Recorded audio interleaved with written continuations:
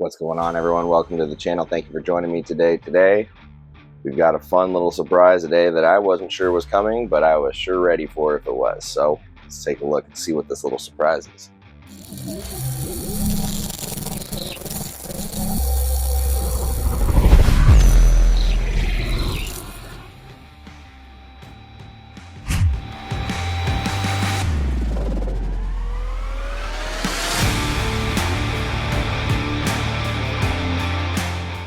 So at the risk of making another video that none of you guys are going to watch, especially when we're talking about geckos, because for whatever reason my audience does not care about watching anything gecko related.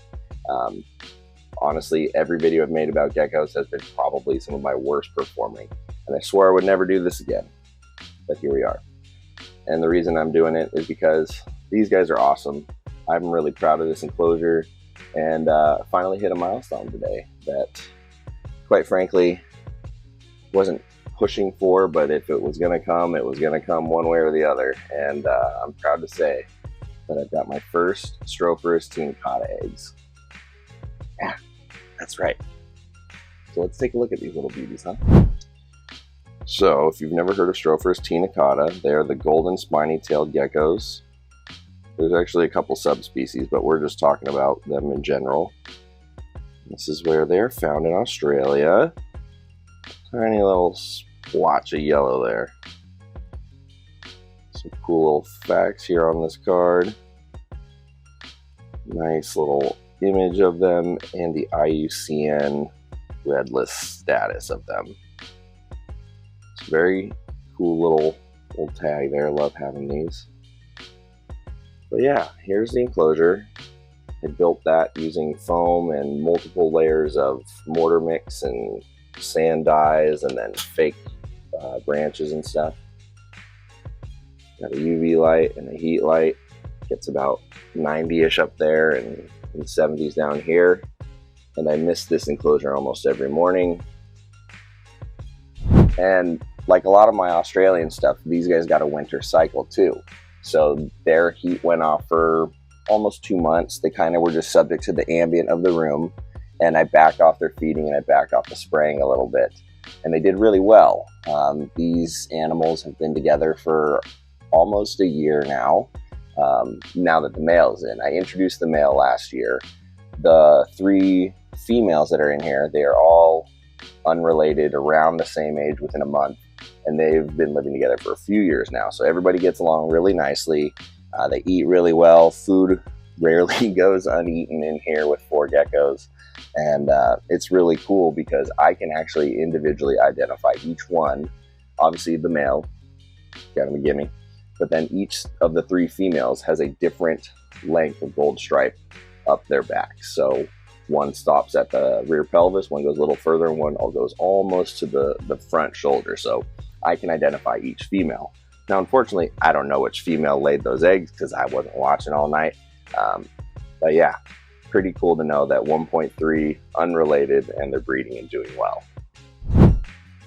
Let's just grab one and show you guys how awesome they are. Go over here in the light. You can see just how beautiful they are.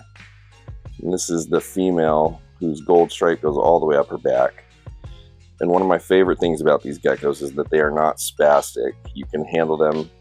They're not just going to dart and run away. They're not going to freak out. Whoop. You all right, little one? Beautiful, beautiful red eyes.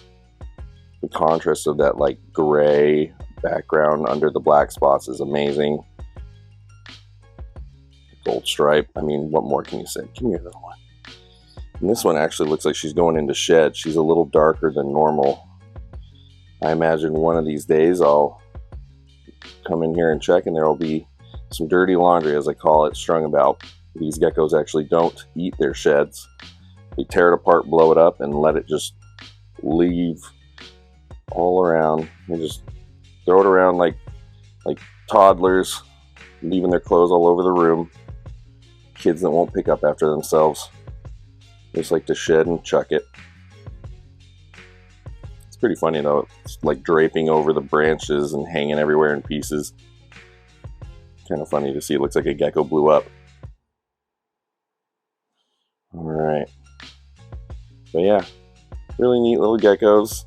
They can shoot goo from their spiny tails. When I first got my male, I was checking him out. He did kind of squirt a little bit in my hands, but otherwise I have yet to experience that.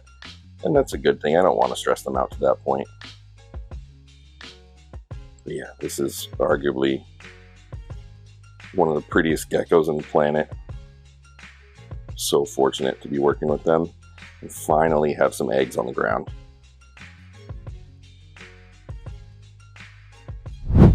So yeah, here it is.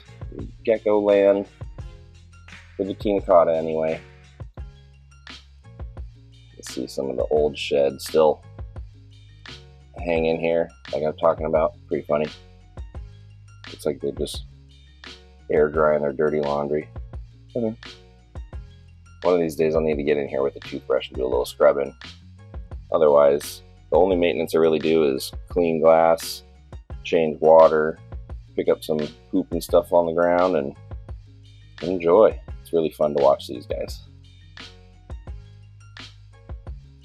So as of right now, I'm planning on leaving those eggs in that nest chamber in there and just keeping an eye on it every day, keeping an eye on the enclosure for any little babies that will eventually hatch, because the idea is to just let them hatch in the enclosure. Some breeders will let them hatch, some will pull the eggs and artificially incubate. I'm not comfortable with my knowledge of artificially incubating these eggs. And to me, if the geckos feel comfortable laying them in there, then they've chosen that spot. I feel like less of me is probably better, and more of them just doing their thing is probably the road to success. I have a few friends that have successfully reproduced these geckos before. I have messages out to them, and I will be confirming my hunch about just leaving the eggs and letting it ride. If they suggest otherwise, I'll bring you along and do that, but I am very excited. Very, very excited. We've got some gecko eggs on the ground. They're my favorite species. People are finally starting to get into these Australian geckos. Thank you to crested geckos. Super, super popular. I have some of those as well. In fact, I've even got some cresty eggs cooking right here. And I've just got one pair of dowels and a rescue boy from a decade ago. I literally rescued him off the side of the road. Interesting story. And yeah, they're fun. Geckos are a gateway. Crested geckos are a gateway into these awesome Australian geckos. So if anybody's out there exploring geckos and you're like, I've got crested geckos, what else is out there? Check out some of the Australian stuff. There's a ton of it. Obviously, it's harder to find, a little more expensive, but it's worth it. They're unique. They're really rewarding, and the world needs more of the unique and rare stuff. So just had to throw that out there. So while we're on the subject of geckos, these are empty, but this is where I raised up all my geckos, and it's not set up. Obviously, I've pulled some stuff out of here, but I just had the light on for extra lighting in the room. This is kind of a dark corner, but I raised each female in each enclosure separately to make sure they were getting enough food and getting everything that they needed. And once they're of size, around a year old, they got upgraded. And then when I got my male, I started him in here for a few months and made sure he was ready to go. There you can still see some of his dirty laundry, aka the old shed in there. So in the next week or two, I'll probably give these a good once over, clean them out, and get ready for babies. The other thing I might do is just prep some deli cups, because believe it or not, that's a lot of space for a tiny baby gecko, and it might be a little bit easier to make sure they're feeding and getting their heat and UV in a tall deli, just suspended under the UV light. So we'll see. Like I said, I've got some other gecko pros that can give me the insight for what they do with this species. Oh, speaking of geckos, there is one of my baby cresties hanging out up here. I don't have the heat lamps turned on, but essentially each one of these is its own individual gecko bay or enclosure. Each one has a heat light option and, of course, the UVB option across the top. So I am ready to rock and roll for some baby geckos. This just needs a little TLC and we'll be ready to go. Now, I don't know when these geckos will emerge. I will say this. What tipped me off was that I noticed in the egg box there was a bunch of sand excavated off to one side and it was spilling out. So I was like, let's check. So I dug, excuse me. So I dug around and I found 2 eggs. And I was messaging some people, getting really excited, kind of shifting around in the sand, and realized there were 2 more in there that looked like they had been in there for quite some time. They were already a little seasoned, a little color change from the soil, hardened and firmed up. The new ones that I found were a little bit more soft and fresh and white. So obviously these ladies have been laying in there and are doing very well. Yeah, I guess I just need to keep a close eye on this enclosure every single day for little babies. Gonna watch that bin for any changes in the sand, any hatching, anything like that, and welcome some pretty cool Australian geckos into the world. Fortunately, this enclosure is nice and baby tight, I believe, so we'll see. Those vents make me a little nervous, but I know on the inside it's even smaller. So anywho, we're going to be diligent. We're going to be monitoring this enclosure every single day, and hopefully this video isn't a flop. Hopefully some of you guys are interested, and in the near future I'll be showing you guys some baby golden-tailed geckos. What's their name? Golden Spiny-Tailed Gecko. That's a Golden Spiny-Tailed Gecko. That's a mouthful. I call them Strophurus. Strophurus taenicauda. Pretty cool. I'm a fan. Plus, building enclosures is a lot of fun. Getting to carve out some foam and scape that. In fact, I'll tag a video up here in a card, video that I made where I showed off the build that nobody really watched. Okay, well, another fun little short improv video in between everything else while we're waiting on python eggs to drop and things to really get running around here. Like I said, we should have eggs dropping any day now, but clearly the geckos beat me to it, and they've been dropping eggs. So on that note, I'm going to catch you all later. Go give my sponsors some love. Go check out Reptile Husbandry Designs if you need some awesome 3D printed snake furnishing, husbandry, enrichment, etc. Use code RR10 to get you 10% off at checkout. If you're doing any shipping this year, ship with the best. Reptiles Express, they have all your shipping supply needs. And if you use code Riley50, it'll save you 50% off those gnarly FedEx shipping rates for up to 10 labels per customer.